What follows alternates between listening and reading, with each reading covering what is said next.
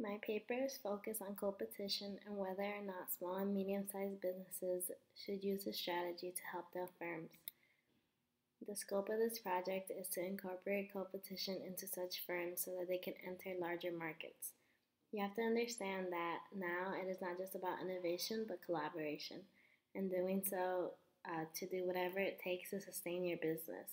Many times, small businesses feel like they cannot compete with huge corporations due to their size, but this is not true. While working together, it is possible to compete and cooperate to create a collaborative advantage to sustain both ventures.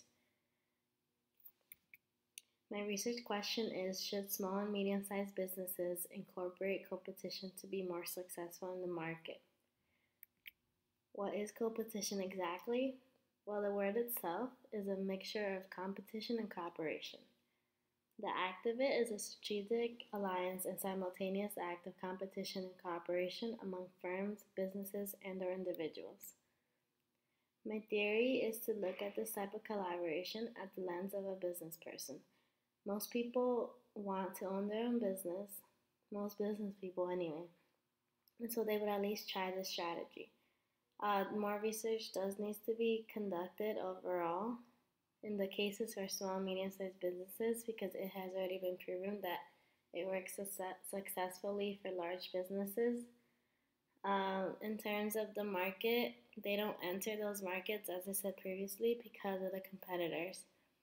So a firm like Apple, they hold the iPhones, basically phones, and as well as Samsung. So a smaller company isn't going to come up with a new phone to enter the phone market because of these two basically monopolies.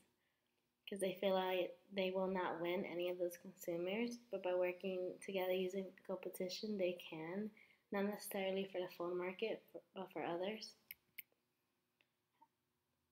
Throughout my paper, I use the net value theory and the network theory, which have been incorporated into small and medium-sized enterprises, and they have been tested, and they were each successful, so the theory was correct.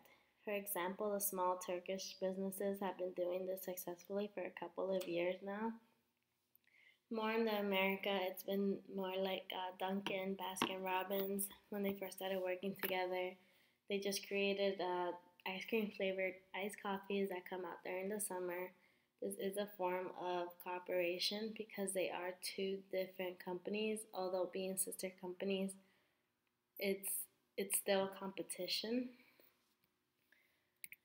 My hypothesis overall is that small firms can also take advantage of competition and should take advantage of it using the right strategy to receive the mutual benefit so that they can both gain something from it, because one firm isn't going to help out another firm without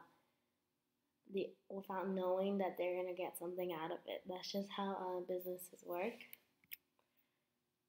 One of the failures and or counter arguments that I encountered was a case where GM and Suzuki tried working together and it didn't work out because they didn't trust each other.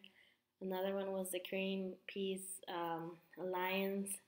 Greenpeace Foreign Alliance, they wanted to create a product that was environmentally sustainable, but then Foreign didn't trust Greenpeace's science, so that didn't work out as well. The main points in competition is trust, mutual benefit, and loyalty. In conclusion, I came up with that competition should be used in small and medium-sized businesses and not just in large corporations, because it will enhance their competitiveness and provide a sure way of sustaining their businesses.